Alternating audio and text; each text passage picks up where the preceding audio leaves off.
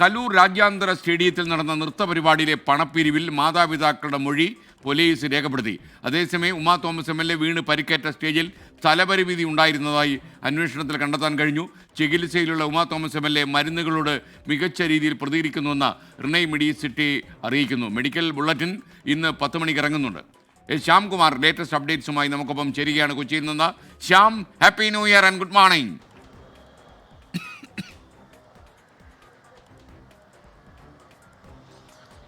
Happy new year. നമ്മൾക്ക് ഇന്ന് ഈ പുതുവർഷ രാവിൽ ഉമാ തോമസിൻ്റെ ആരോഗ്യസ്ഥിതിയുമായി ബന്ധപ്പെട്ട ഒരു നല്ല വാർത്ത പങ്കുവെക്കാൻ സാധിക്കുമെന്നുള്ള പ്രതീക്ഷയിൽ തന്നെയാണ് ഉള്ളത്.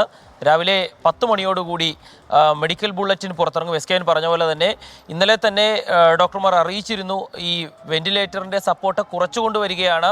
അതുകൊണ്ട് തന്നെ അത് കുറച്ച് ദിവസങ്ങളിൽ കൂടി MLA വെന്റിലേറ്ററിൽ തുടരും. പക്ഷേ ആ സപ്പോർട്ട് കുറച്ചുകൊണ്ട് വരുന്നു. കൂടുതൽ സജീവമായി ഉമാ തോമസ് വരുന്നു എന്നുള്ളൊരു ശുഭകരമായ വാർത്ത ഇന്നലെ തന്നെ ഡോക്ടർമാർ സൂചിപ്പിച്ചിരുന്നു. ഇന്ന് അതുമായി ബന്ധപ്പെട്ട് കൂടുതൽ നല്ല വാർത്തകൾ ഉണ്ടാകുമെന്ന് തന്നെയാണ് നമുക്ക് പ്രതീക്ഷിക്കാവുന്നത്. SKN അതുപോലെ തന്നെ ഇന്ന് ആ പരിശോധനാ റിപ്പോർട്ടുമായി ബന്ധപ്പെട്ട പുതിയ വിവരങ്ങൾ പുറത്തു വന്നിട്ടുണ്ട്. ഇന്നലെ ഉണ്ടായ അപകടം അത് വരുത്തിവെച്ച അപകടമാണ് എന്നുള്ളതാണ് പരിശോധനയിൽ കണ്ടെത്തിയിരിക്കുന്നത്.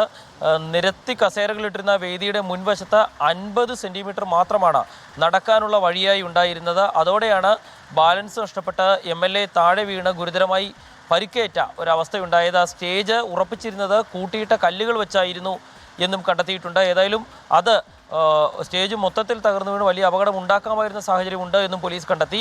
ഇതോടെയാണ് മനഃപൂർവ്വമല്ലാത്ത നരഹത്യാ കുറ്റം സംഘാടകർക്ക് മേൽ ചുമത്തുകയും ഇന്നലെ അവർക്കെതിരെ മജിസ്ട്രേറ്റ് മുന്നിൽ ഹാജരാക്കുകയും ചെയ്തത്. ഏതായാലും അതിൻ്റെ തുടർ നടപടികൾ ഇന്ന് ഉണ്ടാകും. കേസുമായി ബന്ധപ്പെട്ടുള്ള തുടർ നടപടികൾ ഒരു വശത്തുണ്ടാകും. അതേസമയം തന്നെ ഉമാ തോമസുമായി ബന്ധപ്പെട്ട ആരോഗ്യസ്ഥിതിയിൽ കൂടുതൽ നല്ല വാർത്തകൾ പങ്കുവെക്കാൻ കഴിയുമെന്നൊരു പ്രതീക്ഷ കൂടി ഈ പുതുവർഷ ദിനത്തിൽ നമുക്കുണ്ടാകും. SKN ശ്യാംകുമാറാണ് വിവരങ്ങൾ നൽകിയത്.